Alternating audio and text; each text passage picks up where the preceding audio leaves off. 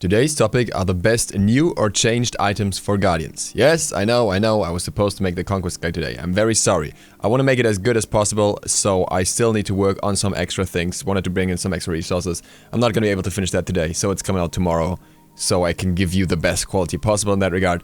As such, Guardians today. As with all the roles in this mini-series, this is primarily focused on Guardians in a specific role, which is the support role. If you want to look for more aggression-focused items or solo lane items, then I would recommend checking out at least the mage video as well for that. These are the new or changed items that I think are best for Guardians. There are some more, but I think these are the most impactful ones. As Season 4 is still in a very early state, stats on these items may change. There may be slight inconsistencies in the description or any specific stats on the items. Please forgive me for those minor mistakes that may occur. With that said, let's look into the items. The first item is a starter that was already in the game. It's Watcher's Gift. Watcher's Gift was changed. Watcher's Gift now has 100 health, 5 physical protection, 5 magical protection, 5 MP5, no HP5, but the passive is that per assist on a minion that you get 12 health, 10 mana, and 5 gold. So overall, the rewards for getting minion assists have been drastically increased, whereas the item loses the HP 5, but also gets some protections. This overall makes this item very, very strong. It really has the stats that you want on an early item. Now, I talk about effective health a lot, but in this case, you can tell by yourself, there is some extra protection on it and some extra health, and you still get some HP in a, well, bit different way from before, but overall there's so many reasons to get this item, and what really makes it stand out for support is obviously the gold share value, which is increased even. With the added defense on this item, it basically pushes out Mark of the Vanguard as a first defense starter even more for supports, because now even this item has protection, so less of a reason to get it there. You can still get Mark of the Vanguard later though, not talking about that, but just specifically for the start. Watcher's Gift is pretty much almost mandatory at this point. I will talk briefly about the outlier case here. I know that some people are trying to start with Bamba's Mask or Rangda's Mask. As for Bamba's Mask, I don't really think there's much of a point on support, simply because you're not gonna solo camps. Rangda's Mask gives you some really nice stats. I think if you want to build it should still be combined with Watcher's Gift, and generally I think Rangda's Mask is something that you want to build later into the game and not that early, and especially not on supports, because you really need to get some other items going first that help your laner in lane. But before we get completely stuck on the starter items, let's move on to Jade Emperor's Crown. This item costs 2150 gold, it has 20 magical power, 60 physical protection and 100 health. For the price, these stats are not that great, to be honest. You could get a lot more value for money, but the aura of this item is enemies within 55 units have their physical power reduced by 30. This is especially important because the same effect was taken away from Witchblade, so it basically ended up on this item instead. As such, there is definitely a value in this item that, you know, you may be getting. I don't think it's gonna be a primary rushed item or anything, but I still think even the 30 power reduction can do something for you. And if you're facing a double physical lane, you might be considering this as an early game item. The next item is Spectral Armor. Spectral Armor is extremely strong as it stands. It costs 2100 gold, it has 70 physical protection, 300 mana, 10 MP5, 20% crowd control reduction, and a new passive. Anytime you receive physical damage from a god, enemies within 30 units of you become feared for 1 second. This effect cannot happen more than once every 90 seconds. This is a free CC on top of all the CC that you have as a guardian, and that is very, very helpful. Obviously, this can be triggered from a range where it doesn't really benefit you much, but as long as you're the one who's able to engage first, especially if you're going for something with Blink, this will really benefit you. I think it's a little better for warriors in general, for solo lane warriors, than it is for Guardians, but overall I still think it's a very strong item for Guardians as well. The next item is Stone of Gaia. Stone of Gaia costs 2000 gold, has 400 health, 25 HP 5, 15 MP 5, and if you're hit by a knockup or knockback, you're instead enveloped by the earth, becoming CC immune for 1 second. Can only occur once every 90 seconds, and on top of that, 2% of your maximum health are returned to you every 5 seconds. So old passive and a new passive, And that means that this item is great for supports now. Previously, the stats, the effective health that you got from Stone of Gaia was already good, but there was not that much of a reason to build it because it didn't really have anything that benefits you or your team other than that, well, extra tankiness, but no CDR nor anything like that.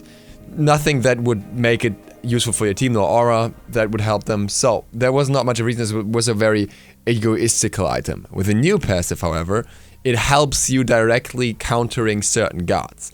Those with knockups, obviously. This item is not going to be good against every team comp, but against team comps that rely on knockups, like team comps that involve Tyr or Willish, this item is just going to be great. The next item is probably the strongest changed item for supports. And this is Godless of Thebes.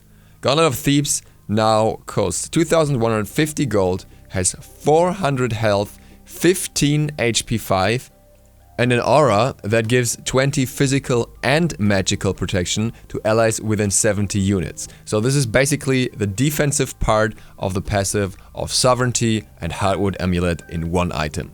And that is crazy strong, because this means that anyone who's getting flat pen will need to get more flat pen. Percentage pen became more expensive with Season 4, so really this counters out a lot. And you can combine this with Sovereignty or Hardwood and give 40 free protections to your team. You can even combine it with both and get 40 free protections each to your team. So that overall makes this item extremely great, and I think this is a really worthy pickup in almost any game. You sometimes want Sovereignty before it because of the physical protection, helping more against minions, helping more against structures and stuff like that, but overall a great choice. With that, let's move on to the rituals. The first ritual I would recommend for supports is Frenzied Ritual. This is basically an upgraded version of the old Relic Frenzy, increasing the damage output of allies within 55 units of the user by 25% for 10 seconds, and their attack speed by 20% as well. So very, very strong late game teamfight pickup, and as such very potent. Rallying Ritual, the teleport to guards, could be made use of on a support as well as every other role really, but I don't think it stands out as much. And with that, we're going to the question marks in regards to items, where I'm not quite sure how well they will actually perform or if they are as good as their stats sound. The first one is Chalice of the Oracle. Cost point here are 400 gold, and the item allows you to place 2 wards on the map and it refills whenever you go to base. So basically an essential support item, as long as you're willing to place wards, which you should be as a support. And I think it's a great item. The question mark for me is not getting it, but when to get it. I've heard of people starting with Chalice of the Oracle and Wraiths Gift, even in the pro scene, trying that out at the moment. And so far I wasn't really able to tell if that is the most effective way to do it.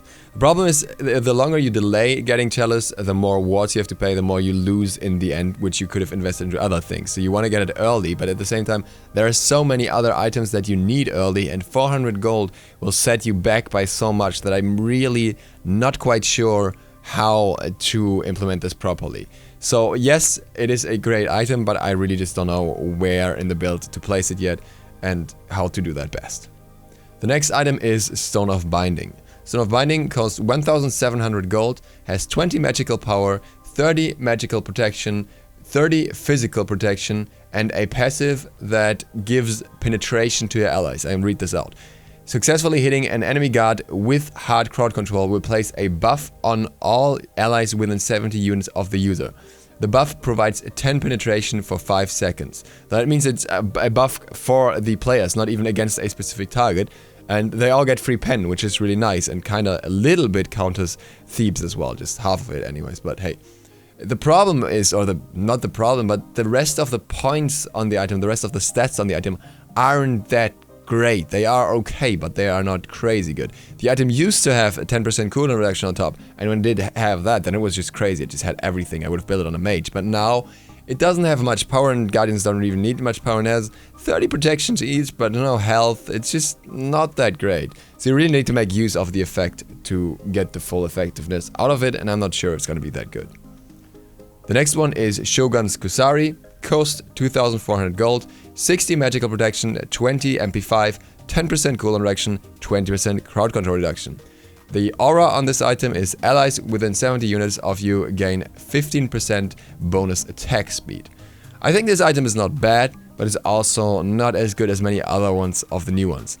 15% attack speed is great, but hunters are gonna get a lot of attack speed now anyway, so the question is whether really need it. Will anyone else really need it? And the stats on the item themselves are a bit odd.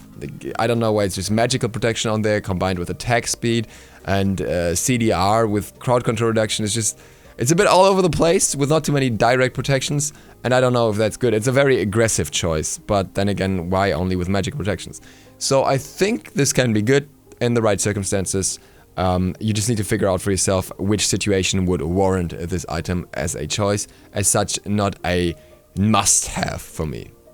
The almost last item on this list is really awkward. It's Shield of Regrowth. Shield of Regrowth now costs 2000 gold, has a 400 health, 20% cooldown reduction, 10 HP 5 and 10 MP 5.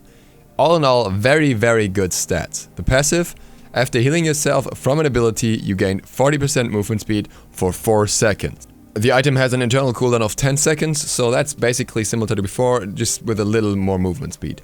The interesting thing is that the overall stats of this item are great. There are only 3 magical items in the game currently that have 20% CDR, and Shield of Regrowth is one of them. 400 health is a decent chunk as well, so it's definitely not a bad item in terms of sustain or anything. The question with this item is more, where are you going to fit it into your build, and how's that going to work? But I could see at least the healing Guardians making use of it, Terra and Sylvanas maybe. So I do think there's a purpose, I'm just not quite sure how to implement it best yet. Last but not least, there's also a question mark ritual in this section. That is Revealing Ritual. This item costs 750 gold, and when activated it provides your entire team with a vision of the enemy team, revealing their locations on the map. It also reveals all enemy wards within 70 units of the user, lasts 5 seconds. I think this is a great item, I think this has very good stats. Question is, how do you use it the most effectively in comparison to something like the new Frenzy, the new Blink, all that stuff. I feel like the other rituals are just a little more obvious, a little more, well, effective for the average user, whereas Revealing will really show its true potential on higher levels of play and not be that relevant for the average player. That's it for the best new or changed items for Guardians. I hope this was interesting, I hope this was insightful. I think there will be some items in the Warrior video that may be interesting here as well, especially if you're looking to solo line and once again in the Mage section, so feel free to check those out. The complete Conquest guide is now coming tomorrow and will give you a whole overview for the season. So, see you guys then, thank you for watching, feel free to leave a sub if you haven't, feel free to check out the other parts of the series. Duke Sloth, out!